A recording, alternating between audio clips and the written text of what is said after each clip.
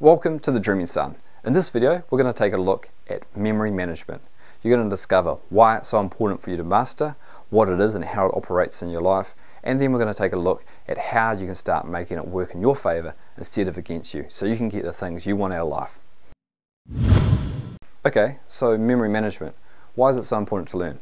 You've probably heard the wise phrase that says, the mind is a great servant but an awful master. While it's true, this isn't true for most of us because we have undisciplined minds.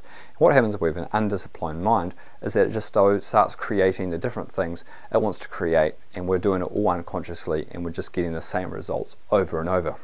And this often happens when we have negative memories, as we start replaying them to ourselves, and it becomes quite a struggle for us to move forward in our life. It feels like we're always stuck in reverse because we are in a disempowered state. So it's important to learn to master if you want to take your life in the direction you want it to go. So memory management, what is it? Now there's a school of thought in NLP that says that every behaviour is governed by the state you're in the moment. And this state is governed by two variables, and that is the internal representations you make in your mind, that is how you are making images and sounds in your mind, and then also your physiology, and they contribute to your state.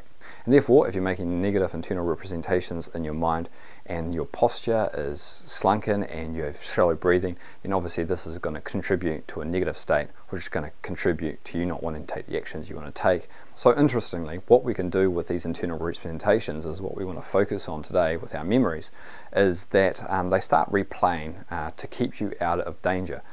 To our childlike mind, things like rejection and embarrassment lead to a threat to our survival, because we think we're going to get cut off from our elders that would look after us, and if we are embarrassed and rejected, then we might not get the shelter and the food that we need to survive.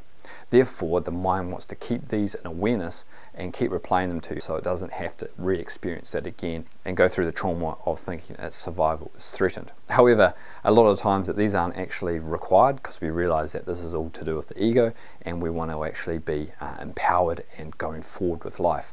Another interesting thing about these internal representations we make in our mind is that depending on how we represent them to ourselves, that is, we have an experience 10 minutes ago and then we represent it to ourselves and we create it in our mind with pictures and sounds, and depending on how we do that is going to cause us to feel a different emotional state.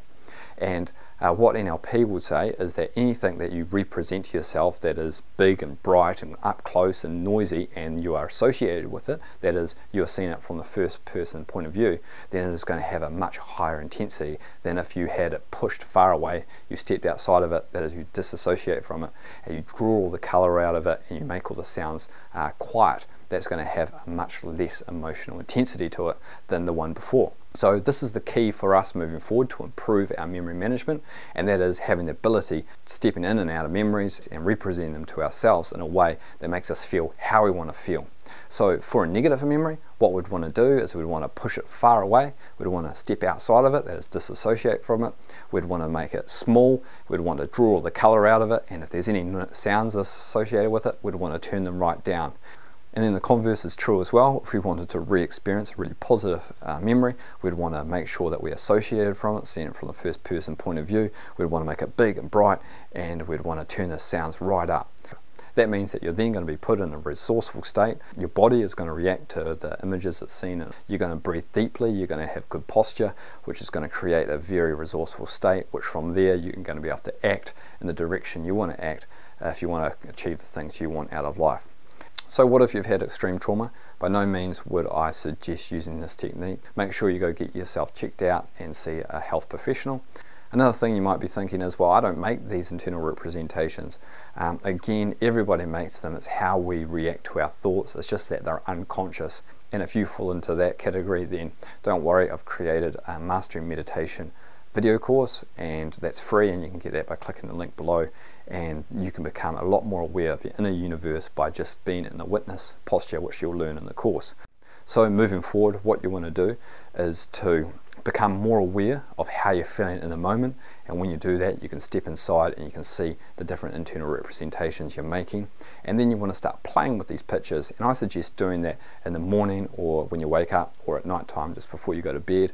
And then you can start bringing up memories from your past and playing with them. You can take the emotional intensity out of them, or you can bring up a pleasurable memory and turn it even brighter, and then swap them around, the negative for the positive. And then once you get good at practicing that, you can bring it into everyday life, which is going to keep you in a resourceful state, which is going to get you taking the behaviours you need to take your life where you want it.